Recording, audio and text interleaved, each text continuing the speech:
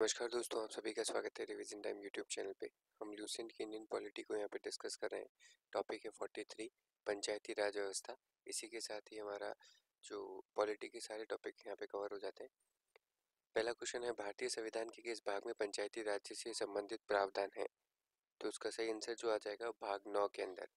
भारतीय संविधान के किस भाग में नगर पालिकाओं से संबंधित प्रावधान है? तो भाग 9 क में।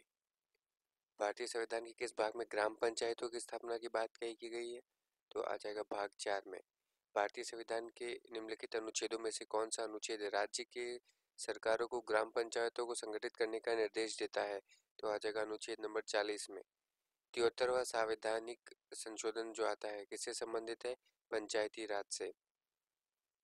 भारत के में निम्नलिखित में से किसके अंतर्गत पंचायती राज्य प्रणाली की व्यवस्था की गई है? तो नीति निर्देशक सिद्धांतों के अंतर्गत। 73वें संविधान संशोधन के द्वारा संविधान में कौन सी अनुसूची जोड़ी गई है? तो ये अनुसूची नंबर 11वीं। 73वें संविधान संशोधन अधिनियम किस तिथि से लागू हुआ था? तो ये हुआ था 24 अप्रैल 1993। भारत में पंचायती राज का आरंभ जो आता है कब माना गया है? माना गया है 1959।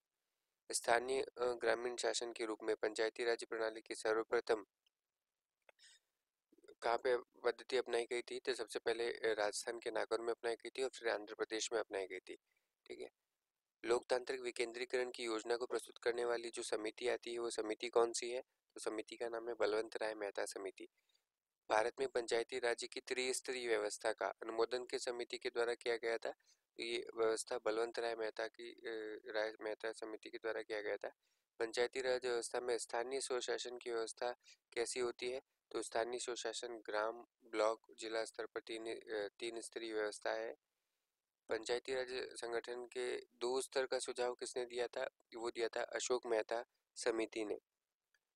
अशोक मेहता समिति ने किन 2 स्तरों की बात की थी? उन्होंने अशोक मेहता समिति ने मंडलीय पंचायत और जिला परिषद की बात की गई थी। पंचायत समिति के जो सदस्य होते हैं प्रत्यक्ष रूप से जनता के द्वारा निर्वाचित किए जाते हैं। पंचायती राज्य संस्थाएं जो है अपनी निधि हेतु निर्भर करती है सरकारी अनुदान पर। निम्नलिखित में से भारत में पहला नगर निगम जो आता है वो कहाँ बना था? चेन्नई में। भारत में पंचायती राज्य प्रणाली का शुभारंभ कब और कहाँ पर हुआ था?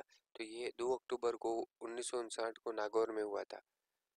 नेक्स्ट क्वेश्चन आता है, 73वां संविधान संशोधन का अभिपालन करने वाला पहला राज्य कौन सा था? तो इसका सही आंसर जो आ जाएगा वो आ जाएगा आंध्र प्रदेश।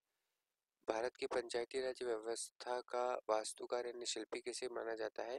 तो ये माना जाता है B.R. मेहता को। भारत में सही मायने में स्थानीय स्वशासन का जनक जो आता है वो किसे माना जाता है? वो माना जाता है लॉर्ड रिपन को।